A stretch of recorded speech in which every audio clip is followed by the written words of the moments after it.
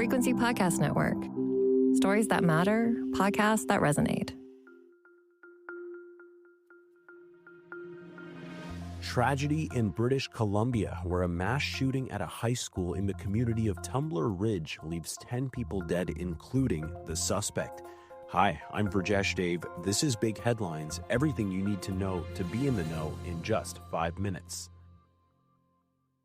A small community in the foothills of the Rocky Mountains is the scene of a deadly mass shooting. The attack, carried out in 2 different locations in Tumbler Ridge, British Columbia, has left 10 people dead, including the shooter. 7 of the victims were shot at a high school. Police say the shooter suffered from an apparent self-inflicted gunshot wound, and 2 more bodies were found at a home about 2 kilometers away from the school.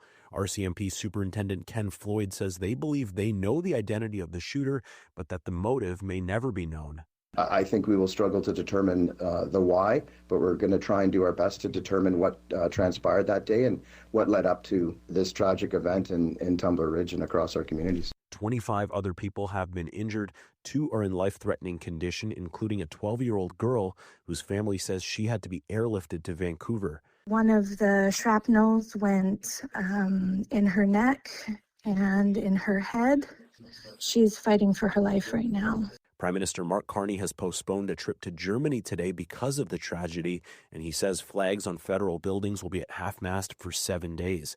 Messages of condolence have been posted by several world leaders, including Ukraine, France, Australia, and Germany. A Montreal man has been arrested in New Jersey over his alleged link to former Canadian Olympian and accused drug kingpin Ryan Wedding. The FBI says 35-year-old Tommy DeMarizi was taken into custody at Newark International Airport. He's facing charges including conspiracy to distribute and export cocaine, conspiracy to commit murder, and conspiracy to tamper with a witness.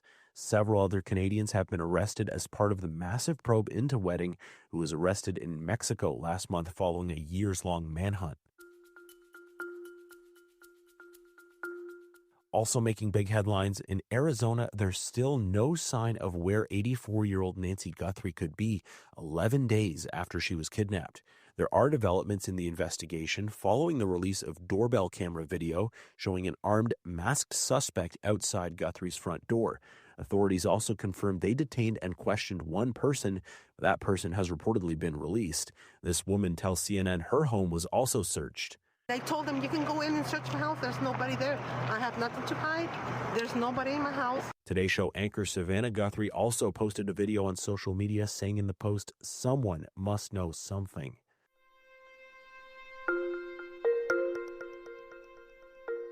It's day 5 of the Winter Games in Italy, and Canada will have a couple of opportunities to reach the podium. The best chance is in ice dance, where there are 3 Canadian teams, but all eyes are on Piper Gillies and Paul Poirier in the bronze medal position after their rhythm dance routine, also just featured in the Netflix documentary Glitter and Gold. Piper and I grew up in a time in the 90s when skating was on TV all the time. You know, I think it would be so nice for our sport to have that same level of attention and interest again. Some freestyle skiing and women's moguls. Maya Schwinghammer from Saskatoon falling flat after a great run, though, qualifying for the second final, but finishing just off the podium in 5th. Buckle up for the fastest sport on ice. The men's and women's double luge also goes today with Canadian teams in each event. And NHLers finally make their Olympic return. Men's hockey starts today. Team Canada's first game is tomorrow against Czechia. And coming off that 5-0 loss to the U.S. yesterday, Team Canada will likely be without the injured captain Marie-Philippe Poulin again for tomorrow's game against Finland. That closes out their round robin.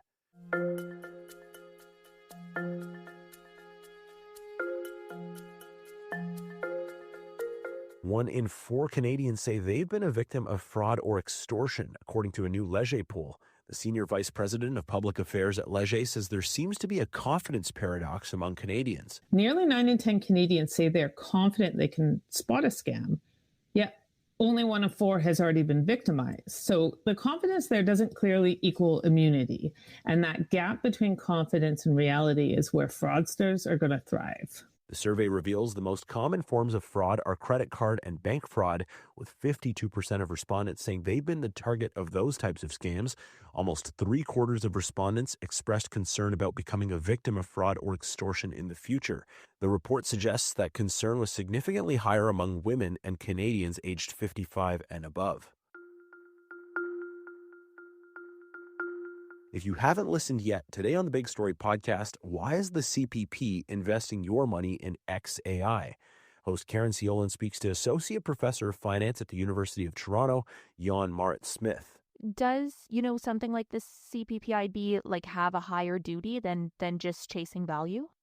So they have the sort of legal enshrinement in the CPP Act and the CPPIB Act and in their investment mandates. And then there's a whole legal structure around what pension funds can and cannot do in Canada that should be telling them what they can and cannot do. But within that, there seems to be a certain detente between, let's call it Bay Street legal, in other words, both the legal and the investment profession and the government oversight, to say, let's try and not have these loud, complicated, intergenerational conversations because it distracts from our main mandate of making money. So we're kind of stuck there, and nobody wants to rattle the current system too much that's actually working for a lot of people. You can listen to the full episode wherever you get your podcasts.